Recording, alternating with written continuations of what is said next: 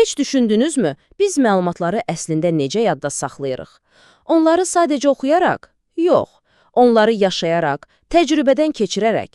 Gəlin bugün təhsili sadəcə əzbərləməkdən çıxarıb, əsl təcrübəyə çevirən bir texnologiyadan danışaq.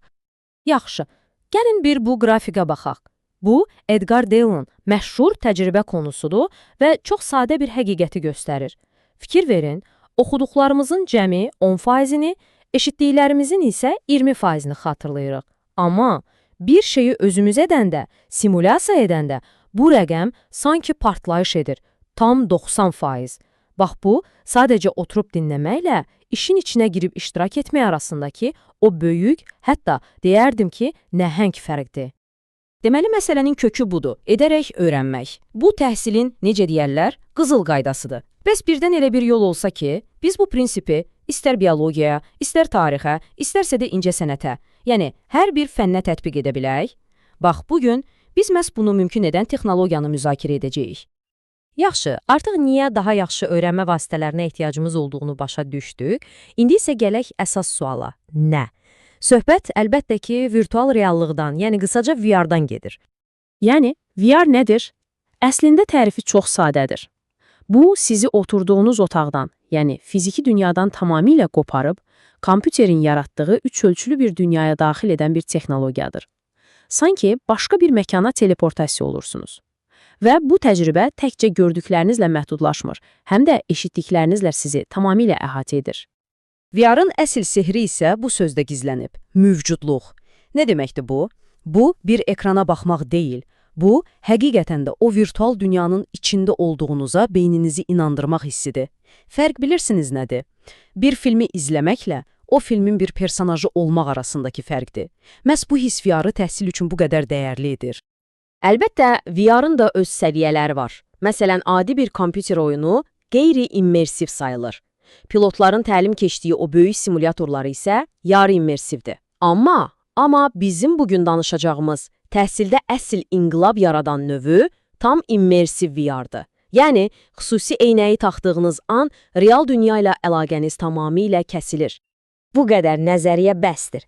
İndi isə gəlin keçək işin ən maraqlı, ən həyəcanlı yerinə. Görək, bütün bu texnologiya real bir sinif otağını nələrə qadirdir. İndi bir anlıq təsəvvür edin. Tarix dərsindəsiniz, amma sıxıcı bir kitabın səhifəsindəki şəklə baxmırsınız, siz özünüz Giza ehramının içində o qədim dəhlizlərdə gəzirsiniz, divarlardakı hierogliflərə toxunursunuz, minlərlə il əvvəlin havasını ciyərlərinizə çəkirsiniz. Bu, artıq dərs deyil ki, bu zaman səyahətidir. Və ya gələk kimya laboratoriyasına. Xatırlırsınız, real həyatda təhlükəli maddələri qarışdırmaqdan necə çəkinirdik? Aman partlayar qorxusu. Bax, VR-da o qorxu yoxdur. İstədiyin iki maddəni qarışdır, reaksiyanı yaxından izlə, hətta səhv et. Heç bir risk yoxdur. Bu, sərhədsiz kəşf etmə azadlığı deməkdir. Tibb və mühəndislik kimi sahələrdə isə bu texnologiya sözün əsl mənasında həyat xilas edir. Düşünün, gələcəyin cərrahı real bir xəstəyə toxunmadan öncə ən mürəkkəb əməliyyatı virtual bir xəstə üzərində yüzlərlə dəfə təkrarlayır. Əlləri o hərəkətləri elə öyrənir ki, bu artıq əzələ yaddaşına çevrilir. Hər səhvindən isə dərhal nəticə çıxarır. Mükəmməlliyə gedən ən təhlükəsiz yol budur.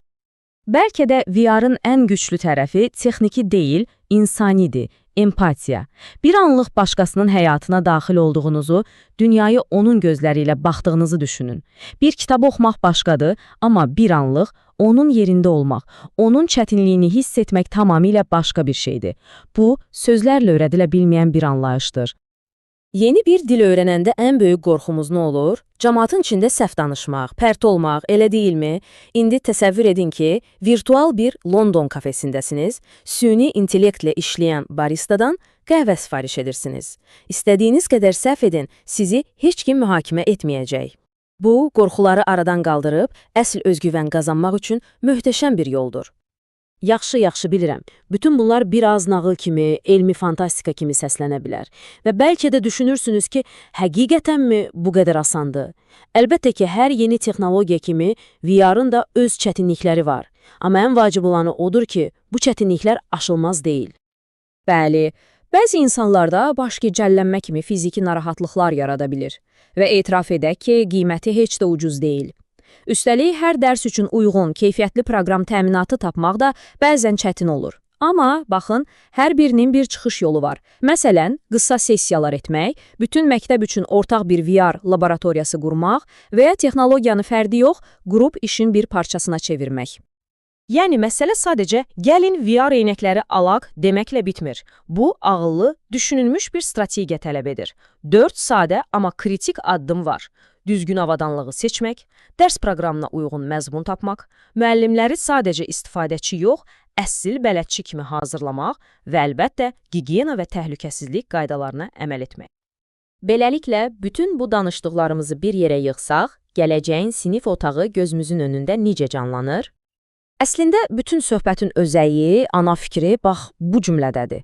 Virtual reallıq təhsili əzbərləmək prosesindən çıxarıb, təcrübə etmək, yaşamaq prosesinə çevirir. Fərq sadəcə budur. Amma bu sadə fərq hər şey dəyişir. Və gəlin bir çox vacib yanlış anlaşılmanı da aradan qaldıraq. Bəziləri qorxur ki, texnologiya müəllimləri əvəz edəcək. Xeyr, qətiyyən. Əksinə, VR müəllimin əlindəki ən güclü, ən təsirli alətə çevrilir. Müəllim gəmiyə istiqamət verən kapitan olur, texnologiya isə o gəmini aparan külək. Yaxşı, son olaraq gəlin biraz xəyal quraq. Əgər şəxsən sizin hər hansı bir dərsi və ya mövzunu VR-da yaşamaq imkanınız olsaydı, nəyi seçərdiniz? Qədim Romanın küçələrində gəzməyi, yoxsa bir DNT zəncirinin içinə səyahət etməyi, bəlkə də okeanın dibinə enmək? İmkanlar həqiqətən də sonsuzdur.